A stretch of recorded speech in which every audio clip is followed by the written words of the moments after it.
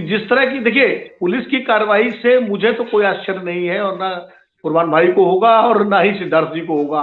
पंकज जी को तो इसलिए नहीं होगा, ये तो विपक्षी पार्टी में है। लेकिन क्योंकि इस सरकार का पूरा रवैया ही आंदोलन के प्रति बहुत ही नकारात्मक है।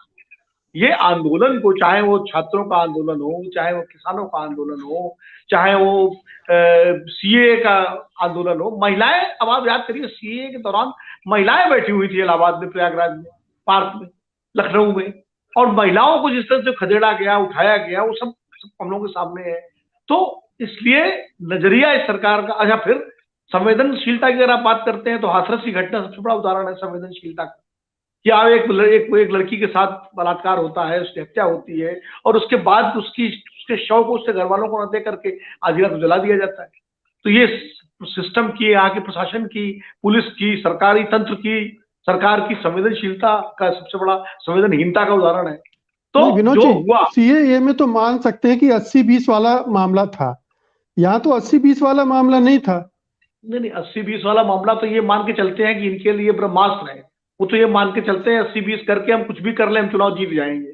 तो जब आपके, यानी जब किसी भी दल के जो कर्णधार है उनके मन में ये हो कि हम 80-20 करके चुनाव जीत लेंगे, उसके बाद हम कुछ भी करें, तो इसीलिए मुझे आश्चर्य हो रहा है कि चुनाव चल रहे हैं, 10 फरवरी को पहले फेज की, पहले चरण की वोटिंग है। आमतौर पर सरकारें किसी भी लोकतंत्र में, किसी भारत में, चुनाव के समय ऐसी घटनाओं से परहेज करती हैं।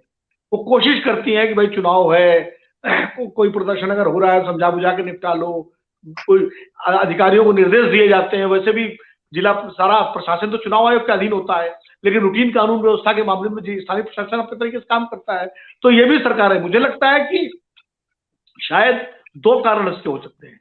या तो जो पुलिस प्रशासन है वो, उसको कोई परवाह नहीं है, राजनीतिक दल जो उसका सत्ताधारी दल है, कि उसके हितों की, कि वो कुछ भी भाड़ में जाए, हमें तो लाठी चलानी है, हमको 5 साल के लिए लाठी चलाने के लिए कहा गया था, पूरी सरकार का शरीर यही तक ठोको नहीं थी, तो हम तो ठोकेंगे।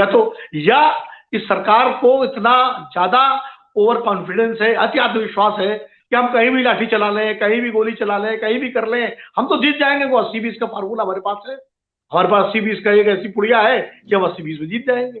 तो या तो ये दोनों में से तो कोई एक चीज, वरना कोई भी सरकार किसी भी राजनीतिक दल की, यानी भारतीय जनता पार्टी की भी सरकार, मतलब अन्य राज्यों में अगर मध्य प्रदेश में चुनाव हो रहे होते तो मुझे नहीं लगता शिवराज सिंह चौहान जैसा व्यक्ति जो है इस तरह की, मैं तो इसको मूर्खता कहूंगा कि पुलिस इस तरह से छात्रों पर जाकर के वो करे, इस तरह की कोई हरकत करने देता, या किसी और राज्य में हुआ होता। लेकिन उत्तर प्रदेश तो उत्तर प्रदेश है, यहाँ एक पीठाधीश्वर मुख्यमंत्री है और पूरा प्रदेश 80-20 के नारे से गूंज रहा है। अब जिन्ना को जितना अखिलेश यादव ने एक बार कहा, भारतीय जनता पार्टी के नेता रोज जिन्ना को याद करते हैं, रोज हर भाषण में उनके जिन्ना रहते हैं, तो वो तो नैरेटिव दूसरा बना रहे हैं। तो मुझे लगता है कहीं ना कहीं अति आत्मविश्वास उनका जो है वो पुलिस को खुली छूट दे रहा है कुछ भी करने।